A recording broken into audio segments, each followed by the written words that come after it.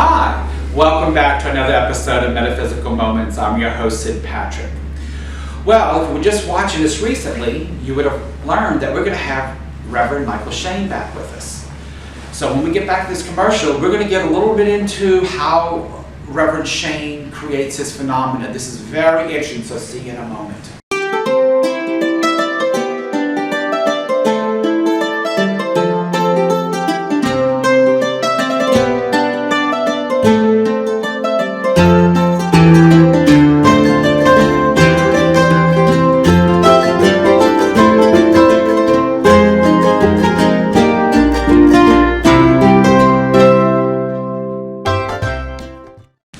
Welcome back. Now let's go meet Reverend Mychael Shane. Hi, Reverend Mychael. Welcome back. Thank you. How are you doing? Good. So we discussed a little bit about the Ascended Masters in the last episode. So in this one, we want to talk a little bit about your journey into physical mediumship and also the many things you teach. Because I want people to understand that you just don't do physical medium. There's lots of things you do. So let's talk a little bit about how you became that physical medium. Like I said in the earlier show, it was prophesized, but just because it's prophesized, you still have to do the work to learn. Right. And it's as simple as a memory that we have called cellular memory. We already know how to do something, but we don't know how to access the memory to remind us how to do it. So it's a cellular memory that we activate that allows us to utilize the gifts or things that we know how to do in life. It's an interesting process. So it's almost like, when you're born, your parents have plans for you, and as you get a little bit older, you have plans for you, and then God has plans for you. Well, God usually wins out on which plan gets utilized. So I was directed to go through a lot of the things that I went through to open up my mediumship and do the mediumship work. There was no way that it could have been a coincidence, because I was in a lot of times in my life in a state of mind where I fell from grace, or if that's how you want to look at it, and wanted nothing to do with doing this work. But then you have this sense of loss, something's missing. And so when you start working with the masters, you just feel this uncontrollable, undying, unknowing feeling of absolute love and peace. And so when I feel that, I said, whoa, that's better than any drug I've ever had. I want more of that. So I just kept on with the study, sometimes on my own and sometimes with the masters themselves. And I know that sounds kind of surreal or hard to believe, but any of us can work with the masters on a level where you can just sit at the table and sit there and study with them. Some of the masters even kept their physical body when they ascended, like Jesus did. So how old were you at your first deportation? Well, the physical phenomena goes in many different levels.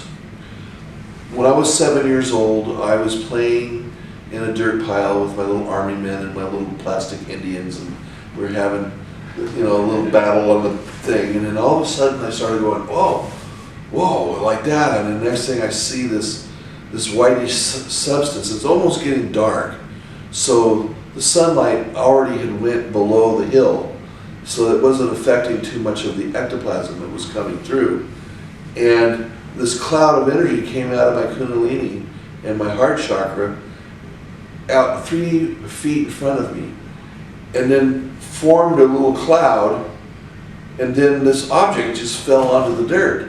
Well, I went over and I reached it, wiped it off on my t-shirt, saw what it was, got really excited, ran up to the house, Mom, and she looked at it, and it ended up being an 88 karat white sapphire. And this was a breakthrough for me, but that was the last time I apported until I was, I'm not sure, remember how old I was, but it was 1995, I believe it was, just after Christmas. of 94. So great. And so tell us a little bit about the different things you do. I know you do apports and billets, and you do seance experiences, and you educate and you teach. So tell us a little about each of those so that our audience can get to know you a little bit. Well, first off, the apportations are there not for the purpose of the phenomena or to show off. There's three purposes why these apports are brought through. One is to help the individual that's receiving the object itself, because they are charged with energies, kind of like Masters and Johnston's study where they put data in a sheer cube-sized crystal. Same process. So the Masters will put energy in there that will help the individual heal or educate them on some levels. I don't know if you're aware of this, but at your demonstration we had at the center, one of our patrons who was with you actually did get healing that night of the apportation. She had a bad hip and woke up every day with pain, and after the demonstration, after her gifts from Master Jesus and Saint Germain, her pain has since been is gone. And I don't know if she had shared that story with you, but actually it did happen at your last demonstration. I'm sorry, so go ahead. That's good. Personally, I want to know about these things, but we got to be careful. I don't want to get stuck with the results. Right. You know, and you don't either. No. You know, I've not seen anything in you that would say, hey, I want to know what I did, but it didn't work. You know, Right. It's just do the work, you know, just don't think about it. What happens, happens. Right. The second energy is for the Masters themselves. They use the object to help whatever they're going to use it for. The third is for the world. The energies of the world are in a very chaotic state right now. Time is moving faster than it ever has in the history of the planet. And all of our stuff, especially for the feminine people of this planet, all their crap, excuse the language, is coming to the foreground. All this, the residue, the anger, the guilt, the fear, the sadness that causes a lot of issues. So those third energies of those objects are for that situation. The apports don't always come in a gemstone. Sometimes they come in silver or solid gold coins. Other times they come in as a watch, a solid silver necklace, rings, just whatever they want to come through. Just kind of funny in a way, just to kind of give a little bit of a light story. I apported a Yorkie Terrier once out of my stomach in front of a crowd of people because the dog kept barking and people were getting mad because he was locked in the car, and people were getting mad because they couldn't hear what Spirit was saying because of the barking. So Saint Germain just decided to bring the dog into the room so it could go sit with its owner and be quiet, which is exactly what happened. Amazing. So that's a little bit, you do apports, and it's a thing called billets. A lot of people, let me give a quick education. A lot of people don't know what billets are. Well, depending upon your age, those of you who used to watch Johnny Carson, back in the day, he used to do an act where he put this envelope on his head. The Amazing Carnage. Yes. And that's kind of what a billet is, a medium's way of being able to answer spiritually questions with the assistance of spirit or ascended masters. Questions of importance to an individual, and without looking. So basically explain what billets are, how that works for people. Well, billets is where you take these little note cards and you put a question on the card. In my case, I get blindfolded three ways. They will tape solid silver coins to my eyes, dollar size. Right. The reason why silver is because if you use any other kind of metal up against your eyes, you as a nurse should know that you're going to get an infection. With silver, for some reason, you won't get an infection. Then they take one of those sleeping masks and they put over that. And keep in mind, there's the coins, the tape, and then that blindfold. Then they take a kind of like a bandana and tie it around that. Then they put everyone who's holding their question they're holding it on their solar plexus. then I have somebody go around with a little bowl or basket, and they put their card in there. They bring it up, we'll do some affirmations and a prayer. I'll reach in, I start feeling the energy. See, like now I'm starting to feel the flow, see? And so you start feeling the energy, bring the card out to get it away from the rest of them, and you start feeling it, and you start seeing like someone's typing the question, but you're seeing it not really here, but here, right? And then if I have a problem with the question and the answer, then my guides or master teachers will help me and give me the answer. And in some cases even tell me what the question was. And for some reason, this process seems to be the more exciting for people than the apportation, because the apportation seems not evasive. Well, there's obviously some things that happen, like the cracking of my bones, and people get But when I'm doing the billet readings, they seem to accept that more, and the accuracy rate. And I'm not attempting to blow my own horn here. Well, how British accuracy rate? It was pretty high. Yes, it is. But I have, we all have downtime. I think part of the excitement for the audience with that too is, they're actually participating. Right. They're actually, they're part of What's going on, or the apportation. Even if they become part of it, because you give them messages from the ascended masters during that. Them being more involved and getting to ask what they want, the curious questions they have, kind of gets them involved. I think that is why a lot of people really enjoy the billets. Yes, they do. I also do healing work. Buddha, in his astral body, taught me a process called crystallite energy healing, where we use crystals, sacred oils, Tibetan bowls, tea, fire, those pins, needles for acupuncture. Though in my Reverend papers gives me the legal right to touch people, but in the United States, unless you have a license to do acupuncture, you have to have that license for you to use that, so I don't do that part of it.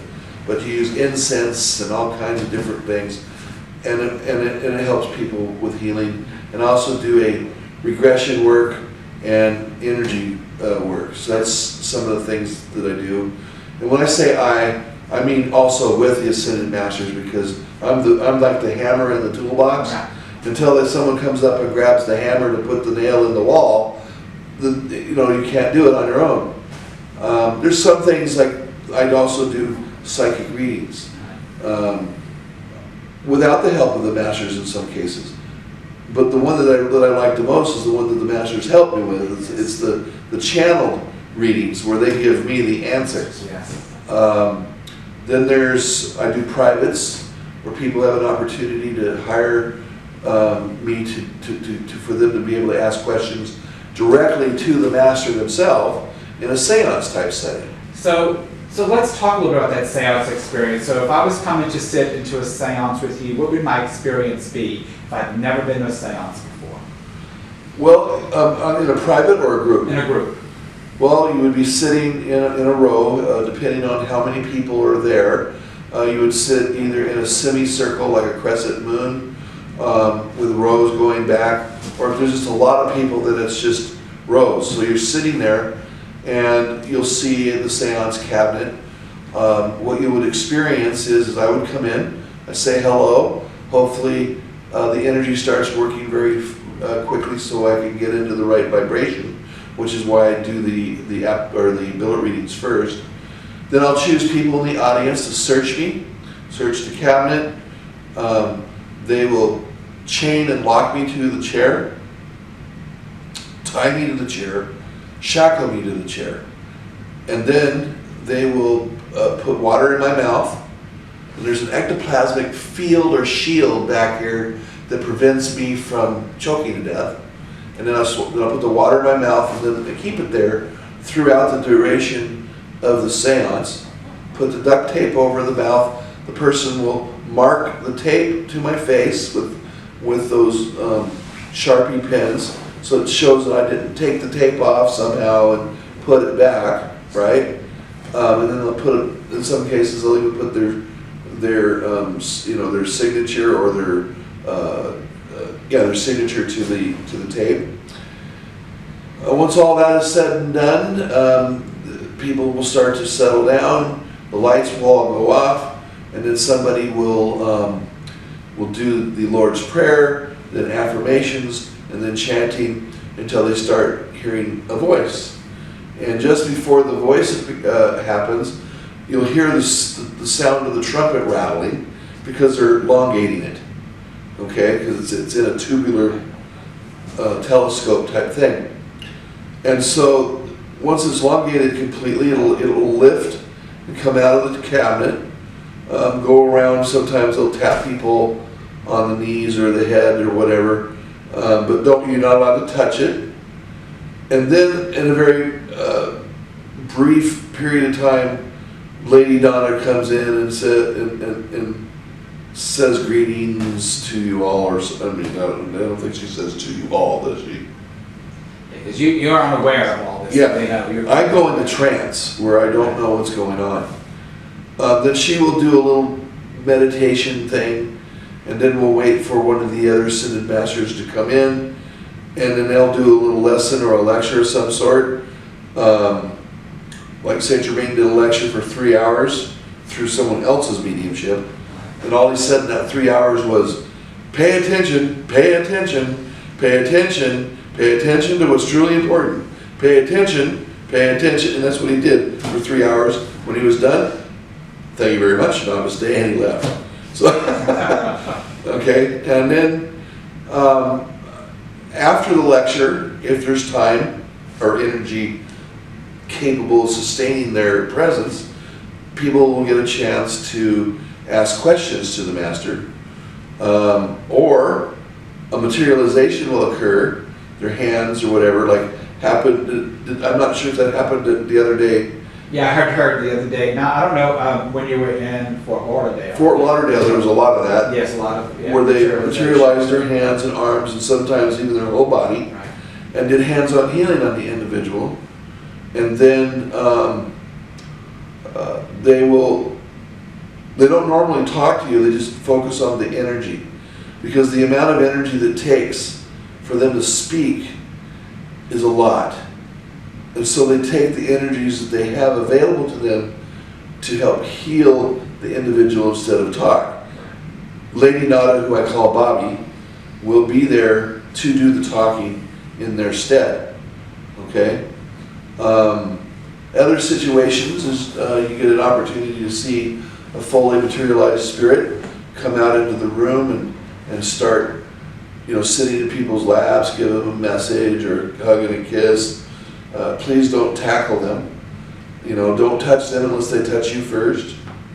You gotta be very careful with that. yes. You can hurt the medium. You Kill the medium. kill the medium, yes. And I've had some mishaps. None of it was malicious in intent, but I had some mishaps. Let's see, what else happens in a seance? Angels flying around, energies falling on your face. Direct voice. Direct voice, independent voice. Independent voice is separate from the trumpet. It's where the spirit materializes in a full form and they will speak to you that way. It is similar, but it's definitely a lot different to do. So tell us about some of the things you teach as you go from place to place, too. I teach a master class, which is a study of the Ascended Masters, who they are, where they came from, and what their purpose is, and their teachings. I do a mystery school, which is the study of the origins of God and to the very purpose of our ending to this world. Because obviously in 3 billion years, the sun is going to go supernova, and everything on Earth is going to die off, creating a new form of life. But where's the humans going to be? And all that, yes. Very good. So what I'd like to do to wrap everything up. Oh, Go ahead. and I do a advanced mediumship class where you learn how to channel, where you learn how to do phenomena such as materializations and apportations, I've had some pretty good results with some students in the past. We have to get you back maybe to New Orleans to teach some of our local meetings. Some of them are very interested in the physical side of mediumship. Well, that's because they think that's the top of the line. Yes. Surely, there are no gifts that are better or more important than the others. There are no mediums that do lesser or more than another medium. All gifts are just as important and needed. They're unique, I think. They're all unique. They're all unique. From pendulum to transphysical phenomena. Right. It all serves a purpose. All right. Well, what I'd like to share this time, my audience, is something a little different. If you have any questions for Reverend Mychael, or if there's something you want to know about, if you can send us those questions to the email address that's listed below, get those to us, and we will get those to Reverend Mychael Shane. And because I know there's a lot of questions, a lot of people don't understand the differences between mental and physical mediumship. They didn't even know there was a difference. Well, there is a difference. And just a real quick little definition so that you guys can understand that is, mental mediumship is like what all y'all see on television with all the big names, okay? It's when they connect mentally with spirit on the other side. Physical mediumship deals with phenomena. It's all about phenomena created by the medium and not really, but the ascended masters or the higher spiritual realms. So it's when physical phenomena, so importation, anything done in a seance, a trance healing, spiritual healing, all the, table tipping, all these things are different forms of physical phenomena. The one thing I want you to know about physical phenomena, it's only considered physical phenomenon if everyone in the room or in the vicinity experiences the same thing. So it's not just like one person sees it or another person, so two. Everyone, for it to be deemed physical and phenomena, everyone has to share that experience. And so that's what kind of gives you a difference between what mental and physical mediumship is. And if you watch the end of the show, we're going to run a whole bunch of books and websites and how to get a hold of Reverend Mychael Shane if he's in your area, how to maybe get the chance to see him. So again, thank you for joining us. And Reverend Mychael, thank you for joining us today. Love having you. Maybe we'll have you again next time you're in town, okay? Sounds good. Thank you again for joining us for another episode of Metaphysical Moments. Again, namaste.